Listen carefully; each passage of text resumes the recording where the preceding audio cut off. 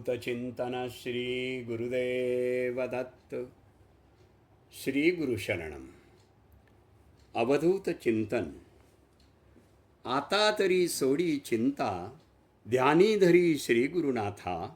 जगी तोची माता पिता, आप्त जीवलग भ्राता. गुरुवीण नाही त्राता, तोची हरी भवचिंता. सद्गुरू सांगतात, प्रपंच करायला पैसा लागतो, अगदी तसेच परमार्थ करायला भगवंताच्या प्रति शुद्ध भाव असायला हवा. म्हणून शुद्ध अंतःकरणाने भगवंताचे नामस्मरण करा.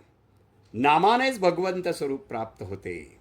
आपल्याला जिथं प्रसन्नता मिळते, जिथे यश मिळतं, जिथे विजय मिळतो, तेथे भगवत कृपा, गुरुकृपा झाल्यामुळेच ते घडते, हे लक्षात ठेवायला पाहिजे. आपल्या धर्माला, सत्सद्विवेक बुद्धीला, गुरुवाज्ञेला प्रमाण मानून आपल्या जीवनातील कर्म केली तर यश, कीर्ती, ऐश्वर आपणही प्राप्त करून घेऊ शकतो. आपल्या कर्तृत्वाला कृपेची जोड अवश्य ठेवा, पण कृतकृत्य व्हा. पण गुरुचा आशीर्वाद आणि मार्गदर्शन हे अत्यावश्यक आहे. गुरु आणि संत सत्पुरुषांच्या सहवासाला अत्यंत महत्त्व असून तो क्षण केवळ बाह्य भेटीपुरता मर्यादित नसून आपल्या अंतःकरणात घडणाऱ्या सूक्ष्म परिवर्तनाचा एक नवीन प्रवास असतो. गुरूंच्या सानिध्यात माणसाचं मन आपोआप शांत होतं, विकारांचा जोर कमी होतो आणि आत्मपरीक्षणाची जाग येते. गुरूंचे महत्त्व, त्यांचे कार्य, त्यांची कृपा इतके विशाल आहे की त्याचं वर्णन करणं शब्दाच्या पलीकडचं आहे. जसं आकाश मोजता येत नाही, समुद्राची खोली पूर्ण सांगता येत नाही, तसेच गुरूंचेही गुण मोजता येत नाहीत. त्यामुळं शिष्य नम्रतेने मान्य करतो की मी कितीही बोललो तरी ते अपूर्ण आहे.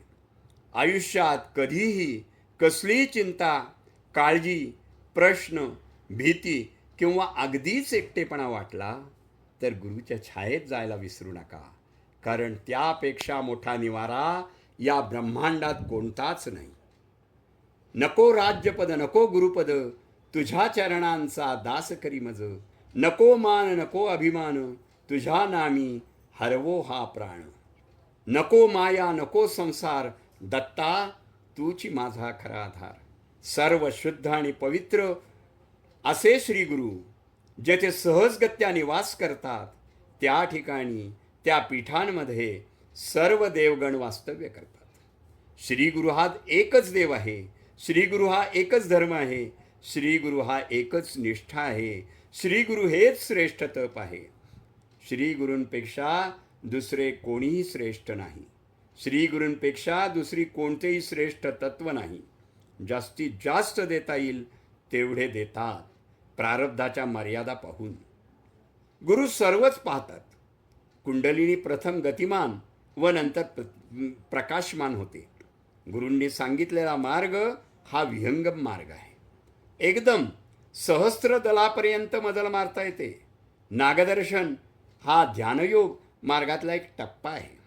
काही दर्शने फार भयंकर आहेत.